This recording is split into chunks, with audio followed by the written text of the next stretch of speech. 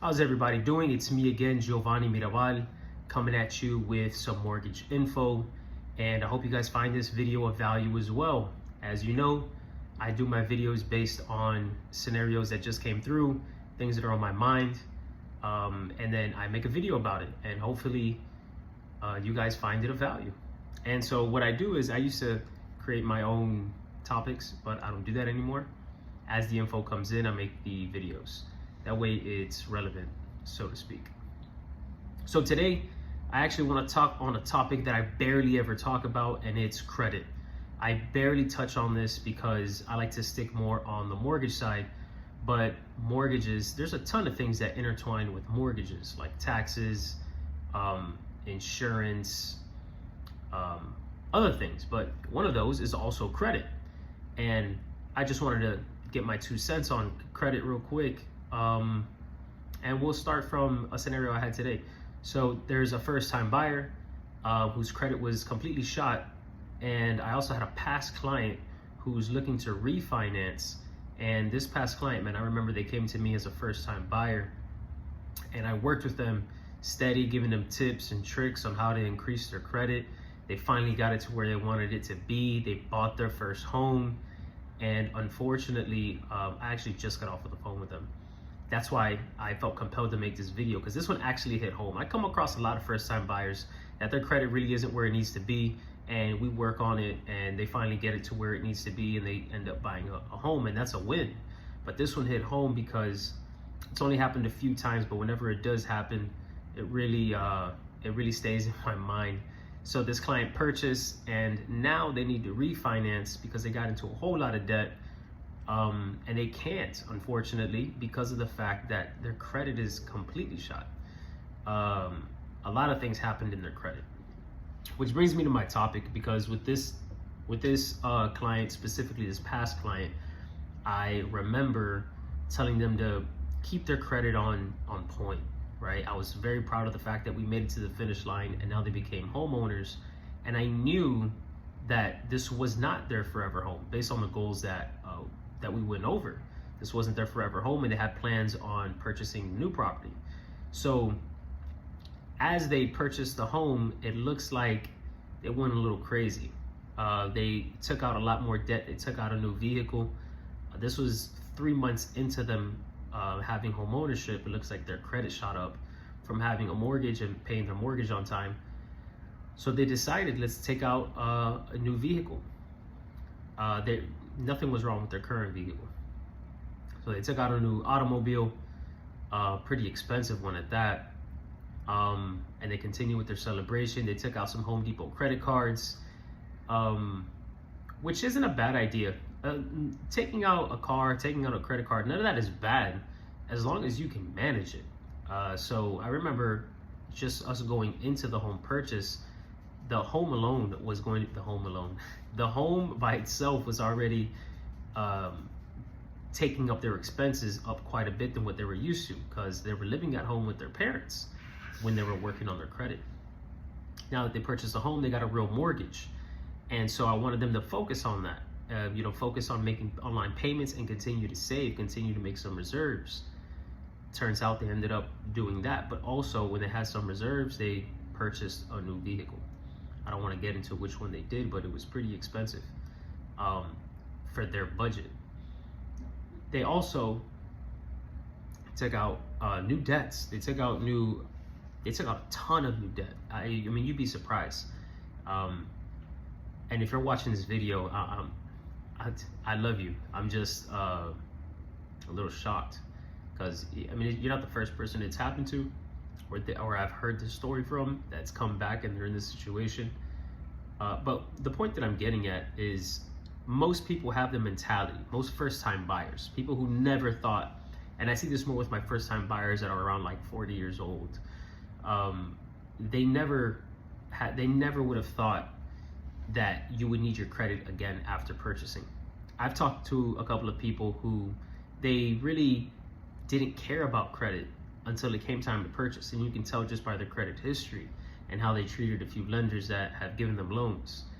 And after their connections with me, their perspective changes, but not too much, because they're still the same person so to speak. And after they purchase, they kind of have this mentality like, wait, now I have my home, you know, I don't really got to do nothing with my credit now. F my credit. And I say F my credit because no foul language. But they usually say, man, that's it. I already got my mortgage. Who am I? I mean, I can care less about paying these people back. I can use my cash now to do silly things, which is also a big part of why I say home ownership is a privilege. Home ownership is something that you work hard for, and you have to work hard to continue to stay in and pay off if that's your goal, depending on what your goals are. Buying 2 properties is a privilege. None of this stuff is like an absolute right. These are things you gotta work for. It's like having the physique of your dreams. You know, that's something that's a privilege. That's something you gotta put in work for. You just don't have the right to have 8-pack abs and a crazy, you know, crazy quads or something like that. The people that you see have these physiques, they put in a lot of work, right? It's a privilege to have a body like that. It's a privilege to have home ownership as well. It's a privilege to work to where you want to be on your career path, whether you're employed or self-employed. It's a privilege to have good credit. These are things that you have to work for. These are things that you can't just give to someone else to do for you. And so I say that to say, your credit is probably, the way I want you guys to think of credit is credit equals finance. I want you to start thinking of credit as currency. That's how deep I want you to think about it. I want you to start thinking of your credit as an instrument to pay things. Yeah, that's how deep I want you guys to think of credit. You should stop thinking of credit as a quick, like a bridge loan or just something that's not important in this society, in this kingdom.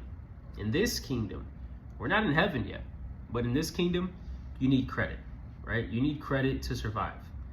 That's just point blank, period. Most people have different ways to live without credit and they're crushing it. But from what I know is that you need credit to survive.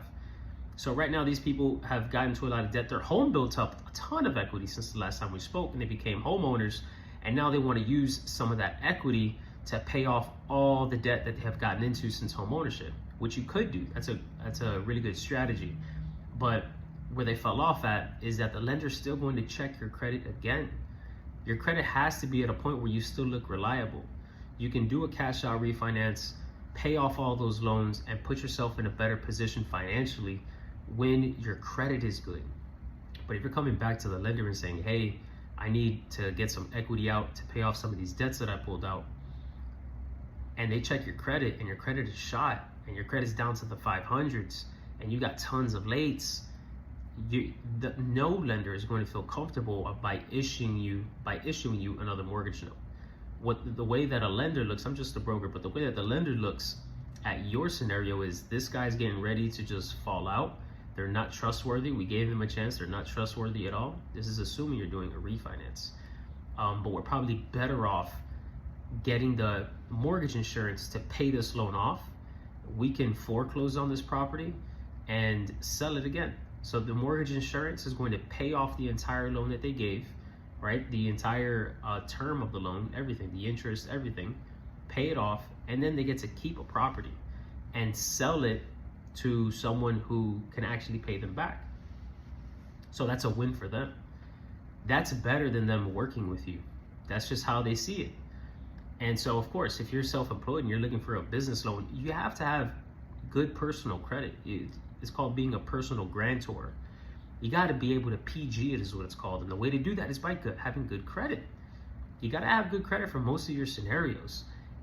Bad credit is going to get you to have high interest rate things. At the bare minimum, having bad credit, if you're able to get some financing with bad credit, you can still get it. It's better than getting no financing, because in this world, everything is debt. So if you can finance, that's typically the best thing that you can do. The only problem is that it's going to take more money to pay off the financing that you got because your interest rate is higher. On the grand scheme of things, it's better to have a high interest rate than no interest rate. That's in my personal opinion.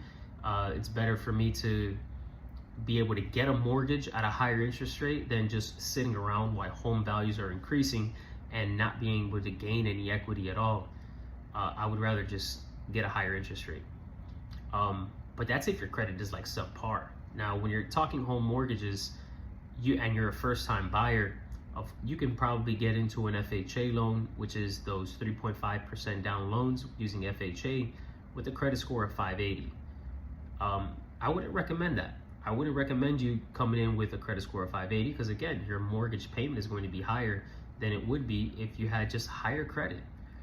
And the whole purpose of this video is higher credit is going to get you out of, if I had a list for this video, I'd read it to you, but I don't, because I just want to simplify things. I'm a simple man, which is why I do mortgages. I'm simple. I don't invest in the stock market or anything like that because that's complicated to me. Real estate, I love real estate. It's very simple. I buy a property, I let it sit, it increases in value. Bada bing, bada boom. The way that I'm going to simplify credit for you is have good credit. It's going to get you out of a lot of bad situations. Having good credit can save you from a lot of things. If there's one thing that you can get from the Mortgage King is that high credit, having a high credit score, getting those inquiries off of your credit report, getting all those different addresses off of your credit report, and having on-time payments is going to make you look a lot cleaner.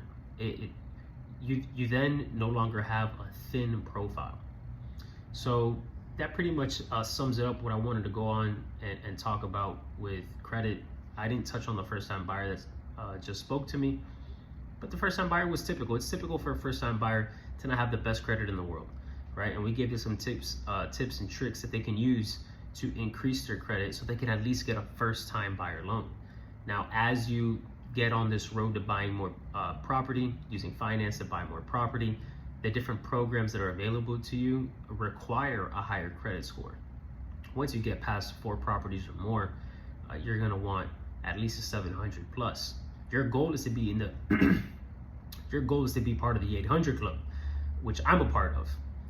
And of course that's a privilege, but that should be your goal. Let me go ahead and get an 800 credit score. With an 800 credit score, you can pretty much bail yourself out of mostly any situation. We can get into how money basically is credit and money is debt. It's a different video for a different time. Again, I'm a simple man. I don't want to complicate things. Take your credit serious. Stop sharing your credit with other people. There's better ways to doing things. You should take your credit seriously because you need that in this kingdom. All right.